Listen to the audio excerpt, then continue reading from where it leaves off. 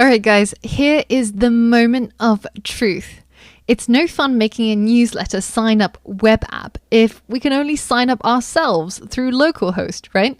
So let's deploy our web app so that we can send anyone the link and they can access our server to sign up to our newsletter and get rid of this localhost business. Because we're no longer just deploying static websites, we can't use GitHub pages or any servers that only support static content. Unless we want to build our own server stack and live with noisy servers running 24/7. And believe me, it's really noisy and it's really hard. I've done this before and it's a lot of fun, but nobody will ever want to live with you unless you're in Iceland or something. Buying and setting up your own servers is a lot of work because you need to keep it running 24/7. You need to maintain the software and solve any problems that you come across. And there's a lot of problems.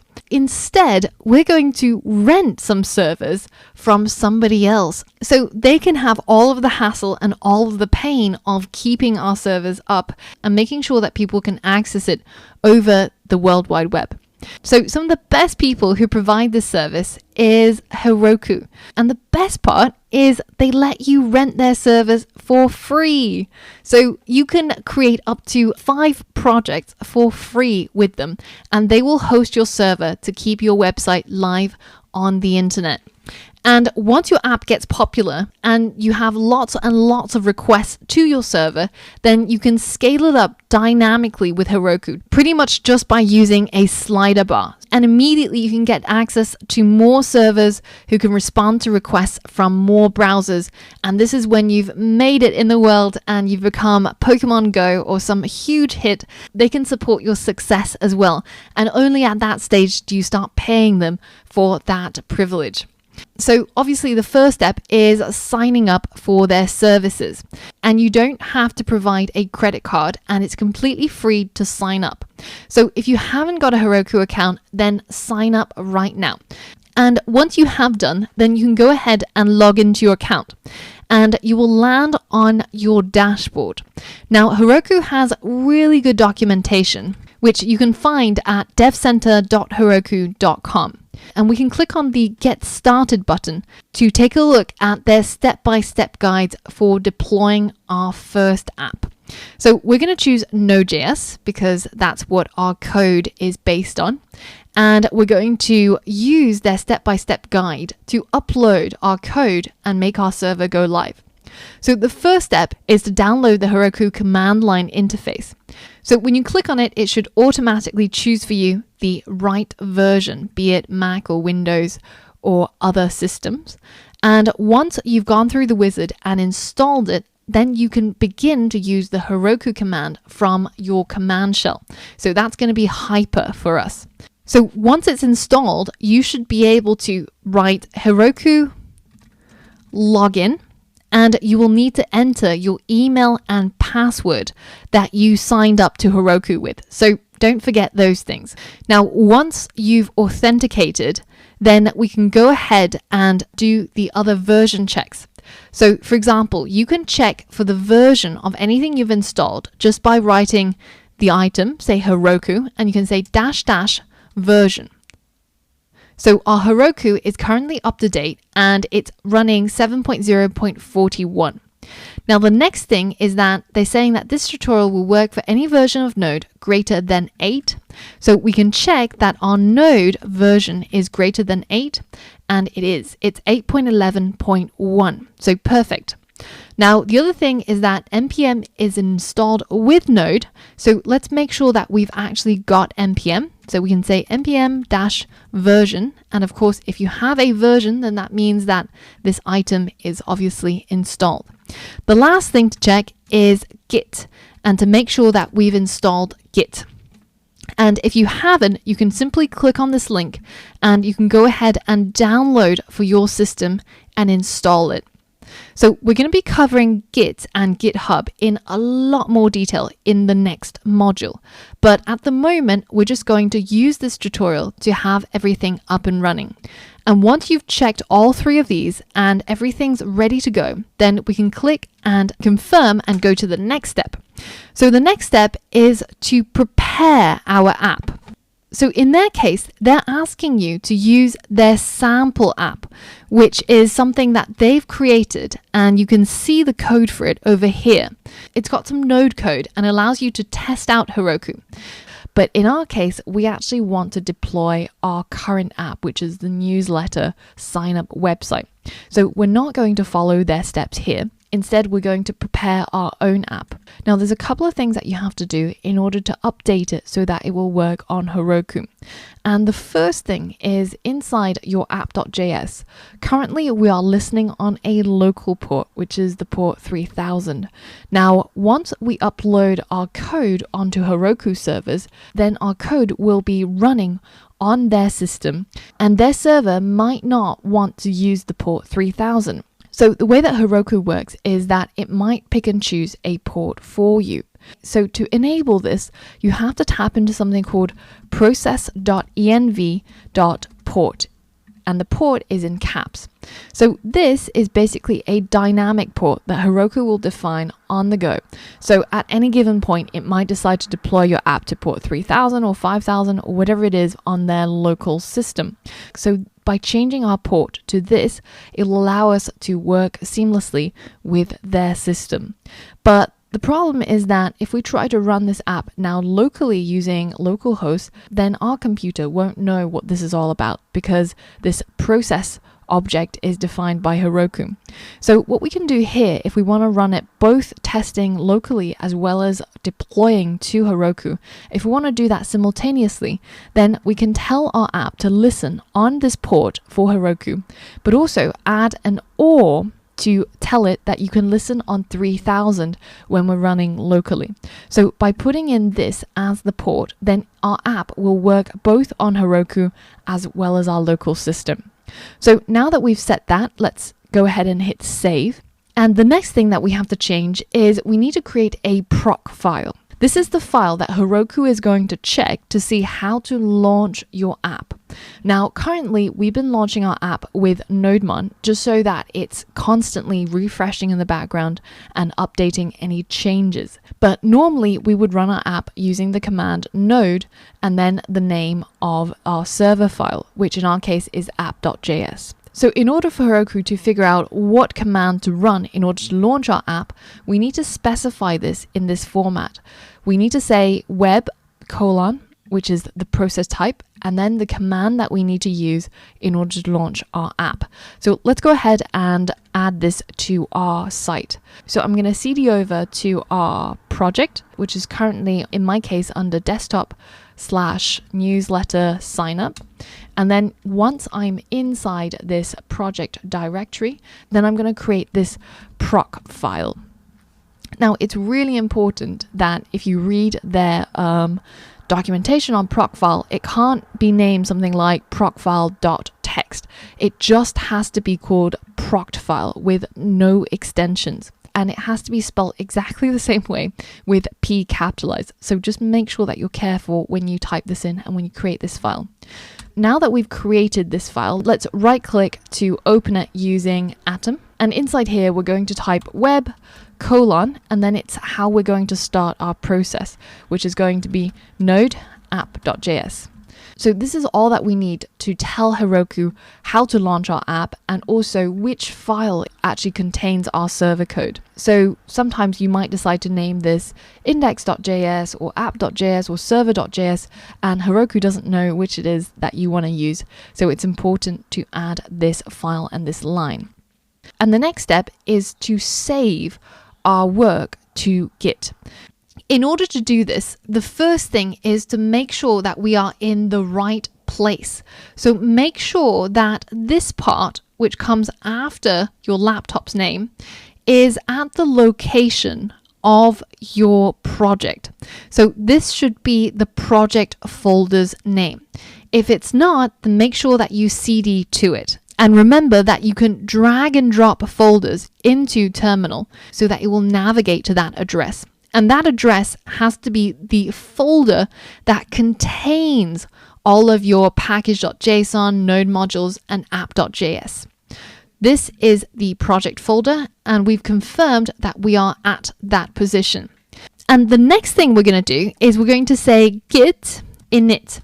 and this will initialize a brand new Git repository. Now, Git is a swear word in English, but it's also a way of allowing you to save all the different versions of your app or your code.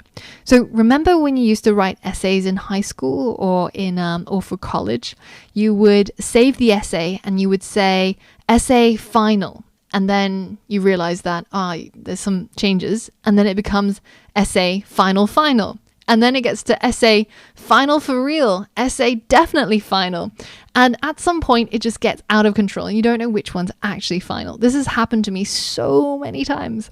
But Git and version control allows you to save each and every time point of your work. So it's almost like having time machine for all of your projects so that you can roll back to any time in the past and you can create experimental branches and mess around with your code. And there's going to be all of that goodness that's coming up in the next module. But for now, we're going to use Git and we're going to add all of our files that are in this current repository. So that's been added to our version control. And the next step is we're going to commit our changes to this current version. So this keyword means that we are starting a new version, say version 3, or in our case, it's actually version 1, because we haven't been committing all of our changes. And we can also get to add a message by adding the M flag, so -M. And then we're going to specify a string, which is our message. So we're going to say first commit, or any message you wish, and then we're going to hit enter, and all of our files and everything gets committed. So now that we've done that, we are in sync with the tutorial and we can go to the next step. Now, the next step is to deploy this app, and they want you to create a new app on Heroku using the keyword Heroku create. Now, at this stage, you have to be logged in order for this to succeed. If you aren't, it'll ask you for your Heroku password and username again. But if everything looks green and blue and not red, then that means everything's working fine. So now they've created your brand new container. So your brand new server has been created at this address, https://saltytour.herokuapp.com, and you can check it out by just clicking on it. And you can see this says welcome to your new app, but it doesn't have any content yet because we haven't pushed it over. So let's continue with their tutorial. The final thing that we have to do before we can get our app live is to write git push Heroku master. And this will push our local version that's been stored using Git to Heroku. So let's try it out. Git push Heroku master. And that will take a little bit of time of uploading all of our local files relating to our Node app. And it will send that to Heroku's servers on the internet. And once it's done, it will show you verifying deploy done. And we can access it at the previous location that we had. So let's refresh this page. And just a word of warning, you might get an application error when you try to load up this site immediately. Now, it's important that you give Heroku just a few minutes for it to set up all of this fancy, complicated stuff for you behind the scenes, and come back to it maybe after 5 or 10 minutes. So this is our moment of truth. Let's go ahead and test our app that is running on the web and see if this works. So I'm going to click sign me up. Awesome, you've been successfully signed up to the newsletter. And if I refresh on my MailChimp, then I can see that my latest person has been added from a live and up and running website. So if you've gotten to this point and everything is working just as it is, then it's time to really pat yourself on the back, because we did a lot of really complex things just now in this module. And without tools such as Heroku or Node or Express, we would have spent a month or two writing the code and then maybe another 2 months building our own server stack. This is really, really cool what we have done. But if you had any problems doing any of that, make sure that you check the Heroku logs and it will usually give you an indication of what might have gone wrong. So for example, say if I forgot to change the port to process.env.port, then you might end up with a page that looks something like this. And in that case, of course, it's going back to the Heroku logs, which will help you. Then it'll say something like web process failed to bind to port within 60 seconds of launch, and it didn't work, basically. And essentially it's trying and trying again, but it can't bind to the port that Heroku needs to bind it to. And that's all because of forgetting this step. And in other cases, you might have forgotten to add a proc file, or you might have misspelt the proc file, or you might have not added the actual name or your server, or you might have some typos here. And again, you will see the crash logs by using the Heroku logs command. So this is really, really helpful to diagnose what might have gone wrong. But once you are done and you have completed your app, then updating your app is as simple as going into here, making some changes. So for example, let's change our success page to brilliant instead of awesome, because awesome is really awesomely overused. And in order to push those updates to Heroku, all you have to do is, again, use git add to add your changes, git commit to save this current version. So this current version is different because I changed the success page H1. And now I can again do git push to Heroku master, and that will update my website with the changes. So that includes the change to the H1 in the success page. Now, once that is done, I can head over to my website to go and check it out. And because this is no longer running on the local host, I can share this URL with anybody and they can sign up to my newsletter. So this is a good time to mention that if you want to sign up to the App Brewery's newsletter, then be sure to head over to appbrewery.co/p/newsletter. And we only send this out once a month so that we can collect all of the best stuff that happened during the month. And we will send you this short and sweet newsletter that will hopefully teach you 5 new things every month about programming, design, startup, cool new tools to try, and also the app showcase of the best things that our students have built in this month. So that's just a little plug from me. I hope you enjoyed building this awesome project. And in the next module, we're going to be looking into GitHub and Git to learn much more about version control and how all of this magic actually works. So for all of that and more, I'll see you on the next module.